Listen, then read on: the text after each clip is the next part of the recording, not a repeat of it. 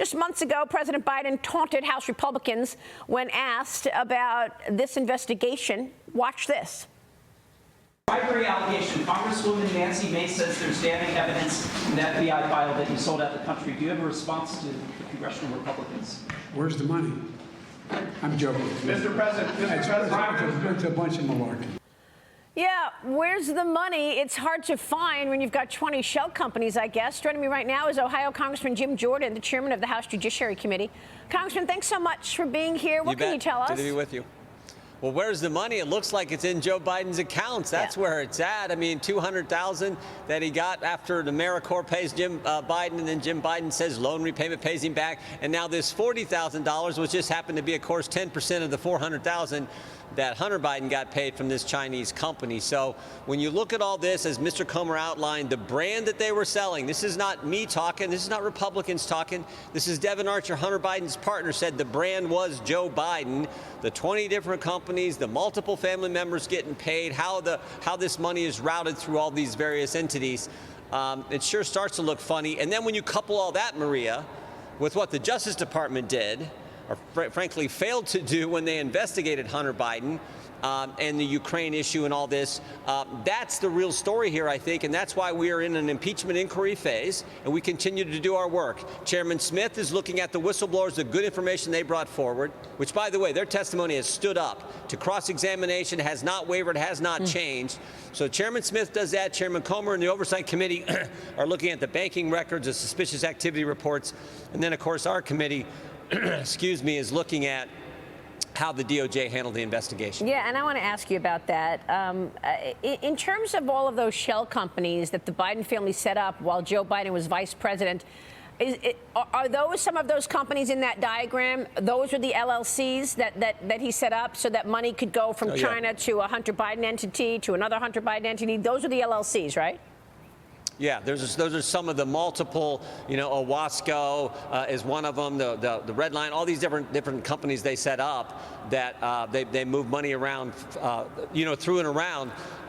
That's all part of this scheme that they had, it looks like, part of their influence peddling and everything else. So Chairman, let me get your take on how this was done, because if James Comer and yourself and Jason Smith have been able to get these bank records, and you have a clear line in terms of money coming from a foreign adversary, China, going to Hunter Biden accounts, ultimately making it to Joe Biden's account, how come the DOJ didn't have that? I mean, you've got these bank records. Should we assume that the DOJ knew all of this and just blew it off?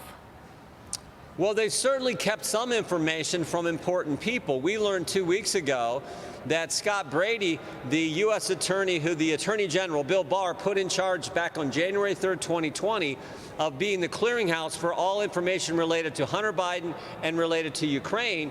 We now know, after our deposition with Scott Brady, that the FBI never shared with him the fact that they had the laptop. I mean, that's unbelievable. I mean, I asked him that question in the deposition. Yeah, they waited 10 months. They never shared with him until 6 months about the confidential human source, the person who said that Zolochevsky from Burisma paid $5 million to Hunter Biden and $5 million to Joe Biden. That was recorded in that 1023 form. They never shared that with him until 6 months into his work. So they kept things from. They slow walked everything. So on one hand, you have the Justice Department, which we learned last week was spying on Capitol Hill staffers, Republican staffers. The Justice Department that said parents were terrorists, the Justice Department that said pro-life Catholics were extremists, and then on the other hand, you have that same Justice Department who's slow-walking the Hunter Biden investigation and keeping valuable information from Scott Brady, the U.S. attorney put in charge by the Attorney General of the United States. Right, so that's the stuff we're looking at. This is all so stunning, Congressman. I mean, Hunter Biden's lawyer actually served Attorney General Merrick Garland with a subpoena as part of his lawsuit against the IRS. He claims he's going to sue the IRS for getting all this information. It happens after a top DOJ tax official reportedly told your committee that Hunter Biden prosecutor David Weiss was not allowed to bring charges against the first son without speaking to the tax division first. You've also sent a letter to the Director of National Intelligence, Avril Haines, demanding to know why the intelligence community obstructed Senators Chuck Grassley and Ron Johnson's investigation, claiming that they were advancing Russian disinformation. So this is all connected. Last week, Grassley revealed that the FBI has received information from more than 40 confidential sources on criminal matters related to the Bidens, and yet they blew all of the information off. They said it was disinformation. Tell us more about your investigation, where you think things are headed now.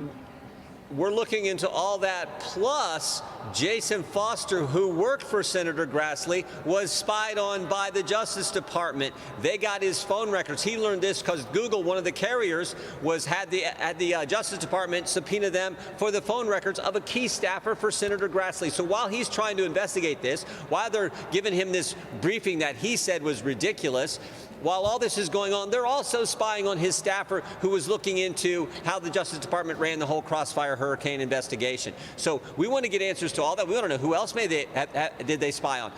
What other staffers? Was it other members that they were looking at their phone records or their email records? Was it personal? Was it just their government phone or their government computer? We want to know that information, so that's why we sent the letters to the various folks, including the carriers, including Google, Verizon, and the other carriers who would have been subpoenaed by the government back at that time. Oh, how do your colleagues on the left deal with this? I mean, can they all just, make believe this is not going on? I mean, we see drip, drip, drip of evidence of corruption in Joe Biden and Joe Biden's family. The House continues to release all of this. What do you hear from Democrats? Are they still trying to deny it, say that Joe Biden has not done any of this? No, good question, Maria. We'll see if they're going to be helpful, particularly now that the FISA 702 part of the FISA program has to be reauthorized by the end of this year.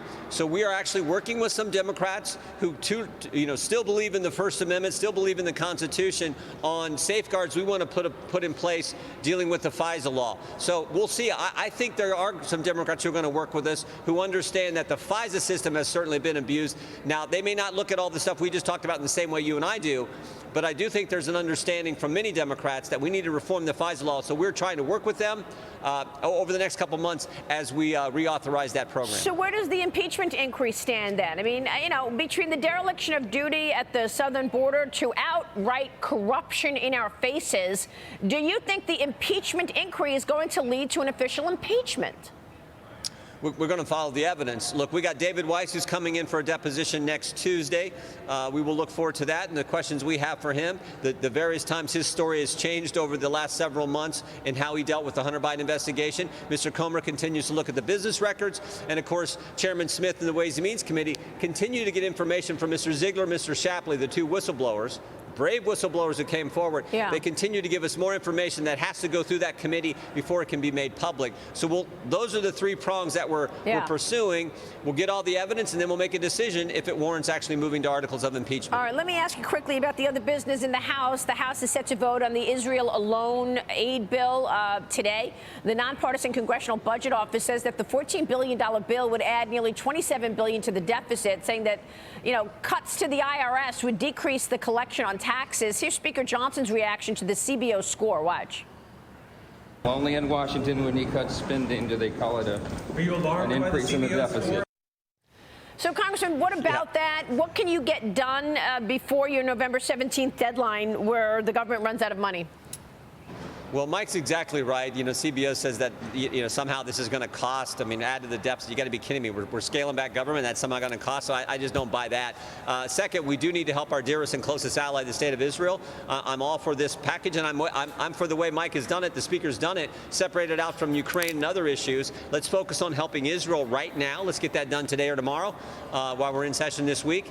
And then let's move on to the other issues we got to deal with, particularly the biggest issue on the minds of the American people is the border, the fact that we no longer have a border. Yeah. So let's focus on that issue as we move forward, and that's exactly what Speaker Johnson, who I think is off to just a tremendous start, I think that's exactly what he wants to do. Great. Congressman, it's good to see you this morning. Thanks so much. You bet. Thank you, Maria.